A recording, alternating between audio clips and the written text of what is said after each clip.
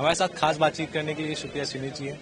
Ma'am, अभी जिस तरीके से कांग्रेस की घोषणा पत्र जारी हुई उसमें जातिगत जनगणना को लेकर बात हुई, तो भारतीय जनता पार्टी लगातार कहती है कि जो जातिगत जनगणना करवाना चाहती है विपक्ष, वो जातियों में बांटने का उनका ये है, जाति में बांटना चाहती है। मैं दावे के साथ और चुनौती से कहती हूँ, मैं पूछती हूँ, क्या भारतीय जनता पार्टी जातिगत जनगणना के खिलाफ है? हाँ या ना बोलकर आप दिखवा दीजिए उनसे।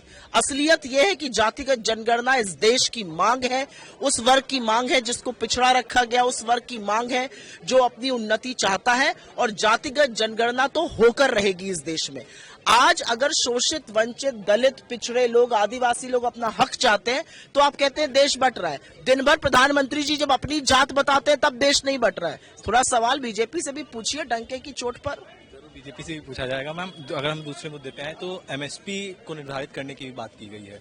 हमने कुछ दिन पहले देखा दिल्ली में जो किसानों का धरना रहा और जो काले कानून जो कहा जा रहा था उसको वापस लेना पड़ा भारतीय जनता पार्टी को। तो यहाँ पर एमएसपी निर्धारित होगी। एमएसपी की मांग करते हुए 750 किसानों की शहादत हो गई। एमएसपी की मांग को लेकर एक कमेटी बनाई गई, उस कमेटी ने कुछ नहीं किया।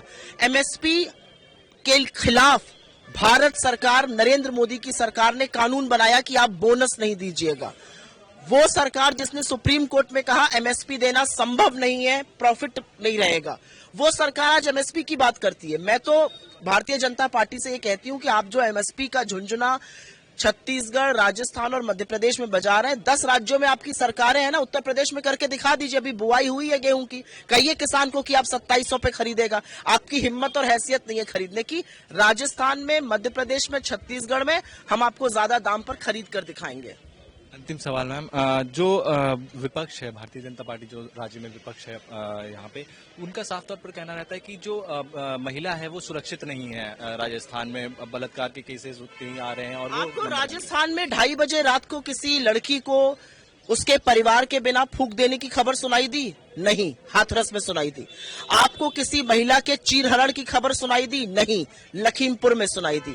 आपको नग्न महिलाओं के घुमाए जाने की खबर राजस्थान में सुनाई दी? नहीं, मणिपुर में सुनाई दी जहां पर भाजपा की सरकार है। आपको कहीं पर यह खबर सुनाई दी कि देश की सबसे होनहार बेटियों ने कहा उनके साथ यौन शोषण हुआ है? नहीं, दिल्ली में सुनाया गया 500 मीटर दूर प्रधानमंत्री के घर से, जिन लड़कियों को वो अपने घर की कहते थे, और ब्रजभूषण शरण सिंह आज भी उनके सांसद, उनकी पार्टी में बने हुए। तो पहले इन बातों का जवाब दे दे, फिर राजस्थान की बात करेंगे। राजस्थान पर एक बात मैं जरूर कहना चाहती हूं, एक महिला होने के नाते, इस देश की नागरिक होने के नाते, महिला के साथ कहीं भी कुकृत्य होता है वो बहुत अक्षम्य अपराध है। लेकिन उसके बाद सरकारें और कानून क्या करते हैं वो देखने वाली बात होती है। राजस्थान में कन्विक्शन रेट बलात्कार का 48% है, नेशनल एवरेज 26% है। कन्विक्शन रेट महिला अत्याचार में राजस्थान में 46% है, नेशनल एवरेज 28% है। पेंडेंसी केसेस 9% है राजस्थान में, 35% है पूरे देश में। तो मुझे ऐसा लगता है राजस्थान के खिलाफ उंगली उठाने से पहले भारतीय जनता पार्टी को कुछ बातें स्वतः जवाब देना चाहिए। उसमें हाथरस है, उसमें मुंबई मणिपुर है, उसमें लखीमपुर है, उसमें शाहजहांपुर, उसमें तमाम ऐसे, उसमें उज्जैन है। एक अबोध बालिका चल रही थी, 8 किलोमीटर तक उसके तन पे वस्त्र नहीं था, उसको मुख्यमंत्री ने 1500 रुपए दिए। किस तरह के लोग हैं ये? महिला सम्मान की बात करेंगे। बहुत बहुत शुक्रिया मैम। तो ये थी हमारे साथ कांग्रेस नेत्री सुप्रिया श्रीनिधि जी। हमारे साथ सिर्फ इतना ही। कैमरा पर्सन विवेक के साथ ओम शील, न्यूज वॉच इंडिया, जयपुर।